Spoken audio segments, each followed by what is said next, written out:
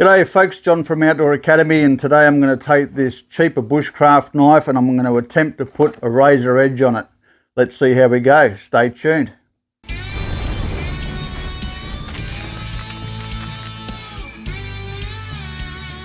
So there's 5 reasons why I chose this BPS bushcraft knife. The first one is that it's made of carbon steel, so it's going to hold a decent edge. In a pinch, I can even use it for a flint and steel fire. You can see that's going to make some decent sparks. It's got a full tang and a 90-degree spine, so I can use that spine to strike my ferro rod to get a fire going. By removing these 2 Allen key screws, you can take the scales off, which means you can clean and oil the whole blade. It's affordable and represents good value for money. It even comes with a quality leather sheath. You don't see that often these days. And because of the Scandinavian grind, it's really easy to sharpen, even in the field, without the use of fancy gadgets. Let's move over to the bench and see if we can sharpen this to a razor edge. So what I'm going to use here is a diamond sharpener.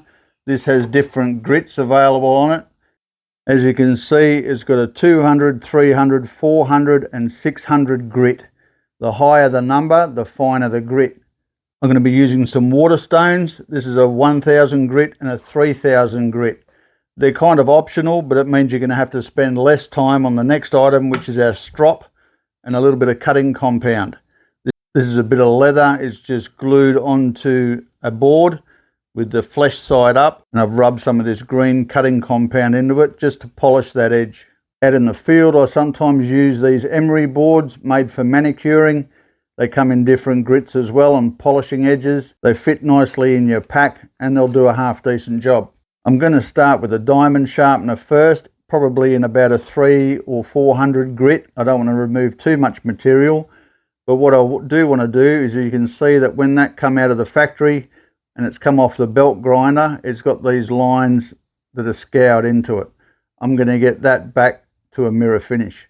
Start with the 300 grit, then move up to the 400 grit and then the 600 grit. The 200 grit's going to remove too much material.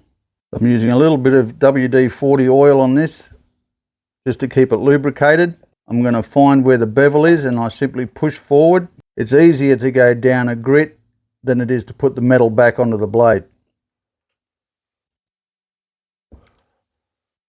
And I don't need to be too careful at this stage. This is not the sharpening stage, this is just the cleaning stage.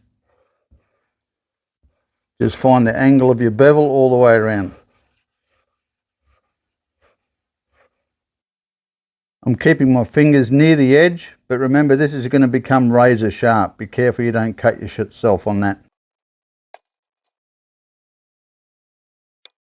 I've just come down to a 400 grit, so the other side I'll do on a 400 grit and then work my way down to a 600. By changing the angle of your blade, you'll see where the fresh scratches are. That ensures you get a nice even coverage all the way across the blade. Not too bad. Onto the other side. So you can see I've removed most of those scratches now. There's a couple of pieces through here, but I'll get those on the finer grits. I might give this side just a little bit more.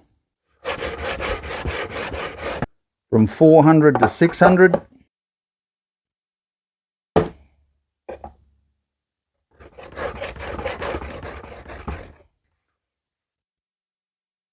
This step will go a little bit quicker. We're not taking as much material off.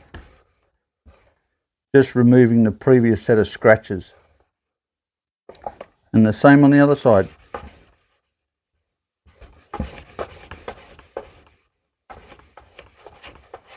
What you should be able to feel now is a little bit of a burr starting to form right on that edge. That's a good thing. But what we want to do here is start moving away from the direction of the cutting edge to bring that burr up to the opposite side.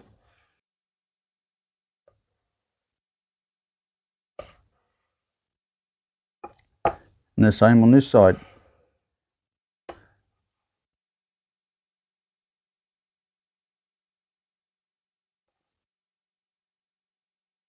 So I'm putting less pressure on as I come forward and more pressure on as I come back.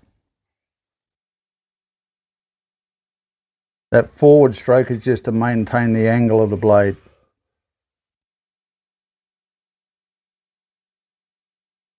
Alternate your sides.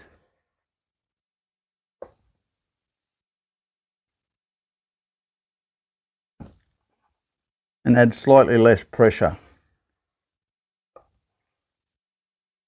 Okay, so that's looking much better now. There's still a couple of scratches in there, but I'm not too concerned about that. They're only very fine.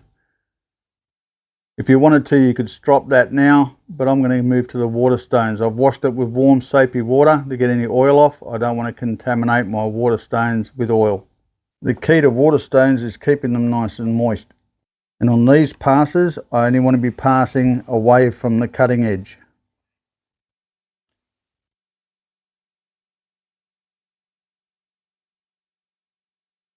Make sure you get all the way to the tip.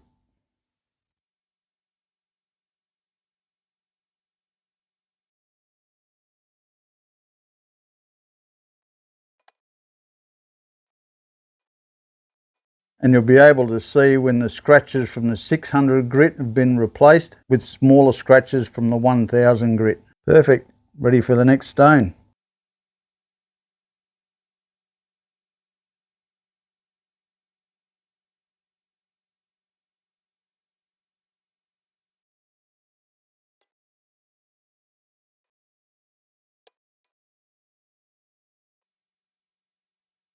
Some very precise passes towards the end.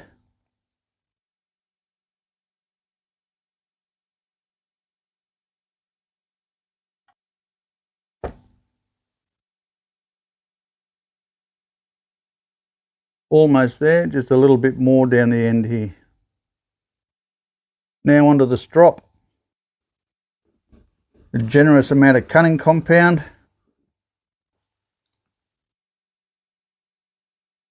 And you'll feel when the strop's in the right spot because you'll get a certain amount of drag.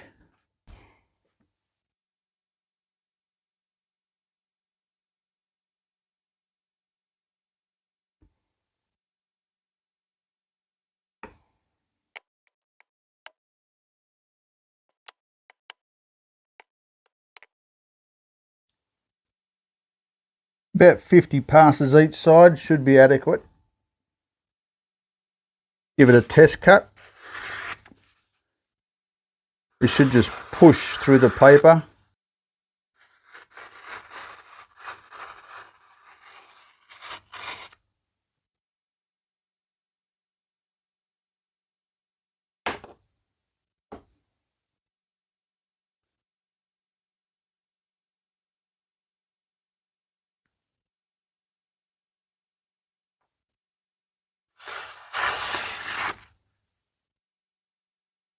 Leave us a comment below if you've got any questions or if you've got any sharpening tips. Thanks for watching.